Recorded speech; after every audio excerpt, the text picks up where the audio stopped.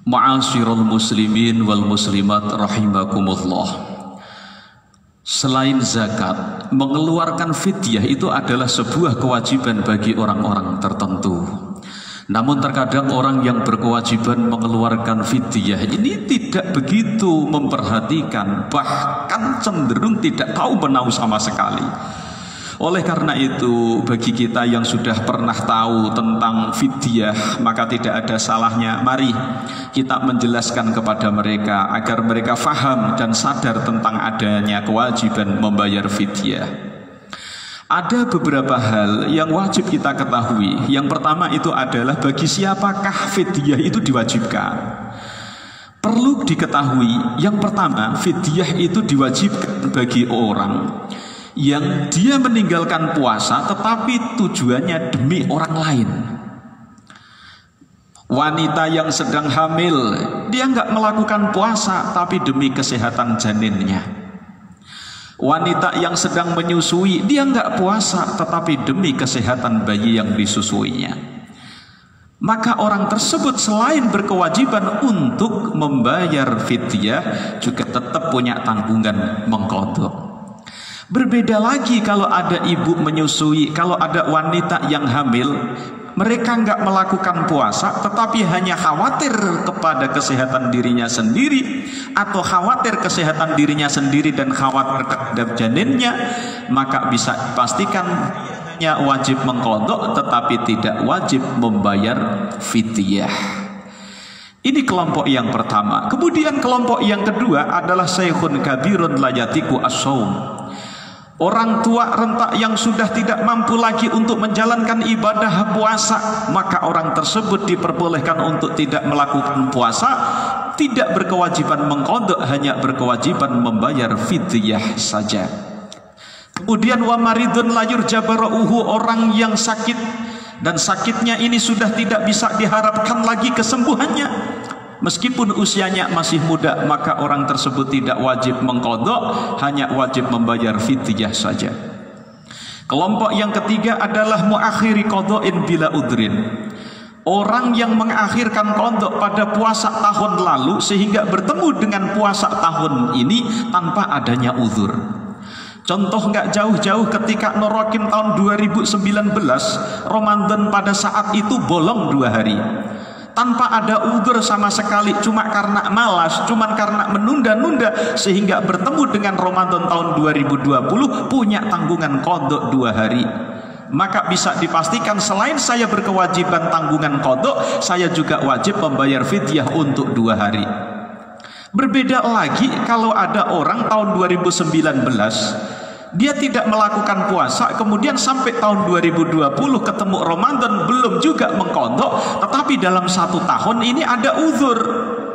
Contohnya masih saja menyusui, contohnya masih saja hamil lagi, contohnya masih saja sakit, maka orang tersebut tetap berkewajiban menanggung qadha tetapi tidak wajib membayar fidyah karena mengakhirkan qadha. Itu kelompok yang ketiga. Ditambah lagi kelompok yang keempat, itu adalah orang yang meninggal tatkala semasa hidupnya mempunyai tanggungan puasa, belum sempat mengqadha tetapi sudah kedahuluan meninggal. Pada saat belum sempat mengqadha itu bisa juga karena udzur, bisa juga karena tanpa adanya udzur. Maka tatkala ada orang yang masih hidup mempunyai tanggungan puasa, contoh 1 minggu, kemudian setelah itu dia sebetulnya mampu untuk menunaikan qadha selama 1 minggu, tapi tidak mau menunaikan sehingga kedahuluan meninggal, maka bisa dipastikan dia meninggal dalam keadaan berdosa karena punya tanggungan puasa. Dan tatkala dia meninggal ini meninggalkan warisan, maka bagi ahli warisnya dari harta warisan tersebut wajib mengeluarkan sebagai bayaran fidyah 1 minggu. Sebaliknya, tatkala ada orang meninggal, dia mempunyai tanggungan qadha 1 minggu, tetapi semasa hidupnya memang ada waktu, tetapi dia tidak mungkin bisa mengqadha karena memang masih sakit hingga datanglah ajal, maka orang tersebut tidak berkewajiban membayar fidyah dari harta tinggalannya, harta warisannya, juga tidak berkewajiban mengqadha. Itulah 4 kelompok yang berkewajiban membayar fidyah. Kemudian yang kedua adalah Apa dan berapakah fidyah yang harus dikeluarkan? Fidyah yang harus dikeluarkan itu harus berupa qalibi qutil balad, harus berupa makanan pokok sebuah negara tersebut. Kalau di Indonesia sudah jelas beras. Meskipun orangnya tidak makan nasi, meskipun orangnya alergi dengan nasi, tetapi kalau orang tersebut membayar fidyah wajib berupa beras. Sehingga beras itu takarannya adalah 1 mud. 1 mud ini kalau diukurkan dengan takaran Indonesia itu adalah 679 gram atau dibulatkan menjadi 7 on. Selanjutnya, kepada siapa fidyah harus ditasarrufkan? Kepada siapa fidyah itu harus didistribusikan?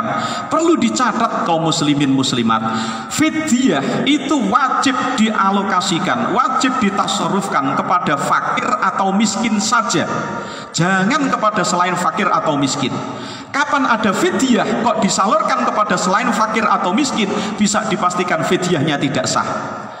Ada fidyah disalurkan ke bangunan masjid, ada fidyah disalurkan kepada bangunan musola, bangunan madrasah, bangunan pondok pesantren. Tidak ada satupun ulama yang mengesahkan. Makanya hati-hati betul ketika kita menyalurkan fidyah kemudian disalurkan kepada panitia zakat dan dicampur aduk dengan harta zakat, kemudian ditasarrufkan kepada orang umum. Jangan, harus kepada fakir atau miskin saja. Kita harus bisa membedakan mana orang fakir, mana orang miskin, dan mana orang yang mampu. Orang fakir itu adalah alladzi la malalahu wala kasbun yaqa'u mauqi'an min hajatihi. Orang yang tidak punya harta, orang yang tidak punya pekerjaan, ya, nggak memiliki harta, tidak memiliki pekerjaan yang bisa mencukupi kebutuhannya. Jauh dari kecukupan, di bawah 50% kebutuhannya. Itulah orang fakir. Sedangkan orang miskin itu adalah man qadara ala malin aw kasbin yaqa'u kullu manhuma mauqi'an min kifayatihi wa la yakfihi. Orang mempunyai harta, orang mempunyai pekerjaan, tapi pekerjaannya itu tidak mencukupi kebutuhannya. Kaman yahtaju ila asrati darahima wa indahu sab'atun. Orang kebutuhannya 10 dirham, tapi pendapatannya cuma di bawah 10 dirham, 7 dirham, 7 dirham. Nah, kebutuhannya hidup dalam 1 bulan 3 juta, pendapatannya hanya 2 juta, 2 juta setengah. Maka inilah disebut orang miskin. Ini di Jayapura, bukan di Jawa. Ini di Jayapura, 3 juta dalam 1 bulan. Kemudian kapan waktunya mengeluarkan fidyah? Perlu diketahui bersama. Mengeluarkan fidyah itu kita disuruh memilih. Silahkan memilih mengeluarkan fidyah setiap hari, atau fa insya'a jama'a ayyaman ba'da mudhiha. Mau dikumpulkan 1, 2, 3 hari sampai terakhir baru diserahkan semuanya juga silahkan. Namun perlu dicatat, kita diperbolehkan mengeluarkan fidyah itu setelah keluarnya fajar atau setelah subuh. Kalau mau mengeluarkan setiap hari silahkan, kalau mau mengeluarkan 1 bulan nanti sekalian di akhir bulan Ramadan silahkan, atau bahkan keluar Ramadan sekalipun juga silahkan, sah-sah saja. Adapun yang terakhir, bagaimana jika saat pandemi ini yang berkewajiban fidyah sedang mereka sendiri itu tidak mampu? Orang yang mempunyai kewajiban atau tanggungan membayar fidyah, contohnya tahun kemarin sudah 1 minggu nggak berpuasa, atau bahkan sekarang sedang menyusui, bahkan sekarang sedang hamil, dan dia tidak mampu untuk mengeluarkan fidyah saat ini, maka tidak masalah nggak mengeluarkan dulu. Tapi perlu dicatat, tetap menjadi tanggungan. Walau asyura bil fidyah istaqarrat fi dhimmatihi, tetap menjadi tanggungannya. Sekarang memang tidak mengeluarkan fidyah, tapi kelak sudah mampu, wajib mengeluarkan fidyah. Oleh karena itu, kaum muslimin muslimat, saat ini banyak di antara saudara-saudara kita yang mendadak menjadi keterbatasan di dalam kehidupannya, mulai dibatasi waktu kerja, mulai dikeluarkan dari pekerjaan sehingga mempengaruhi pendapatan, bahkan tidak ada pemasukan sekalipun. Sehingga untuk mencari makan saja, untuk kebutuhan makan saja terkadang itu masih butuh uluran tangan. Mari yang punya kewajiban atau tanggungan fidyah, silahkan pada saat ini betul-betul dicek ulang ada berapa tanggungannya, kemudian ditasarufkan, dialokasikan kepada saudara-saudara kita yang sekarang betul-betul membutuhkan, sedang dalam keadaan butuh, miskin.